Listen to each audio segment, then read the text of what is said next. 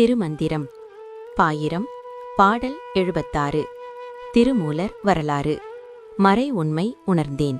சதாசிவன் தத்துவம் முத்தமிழ் வேதம். மிதாசனி யாதிருந்தேன் இன்ற காலம். இதாசனி யாதிருந்தேன் மனம் நீங்கி உதாசினி யாதுடனே உணர்ந்தோமால். வரி 1.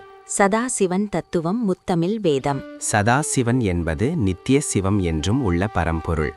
தத்துவம் என்பது மெய்ப்பொருள் உண்மை தத்துவங்கள். முத்தமிழ் வேதம் என்பது இயல் இசை நாடகம் எனும் முத்தமிழும் வேதங்களும் என்று பொருள். வரி 2. மிதாசனி யாதிருந்தேன் இன்ற காலம். மிதாசனி யாது என்பது மிதமான ஆசனத்தில் அளவான உணவுடன். இருந்தேன் என்பது தவத்திலிருந்தேன். இன்ற காலம் என்பது இவ்வளவு காலம் நீண்ட காலம் தவத்திலிருந்தேன் என்று பொருள். வரி 3.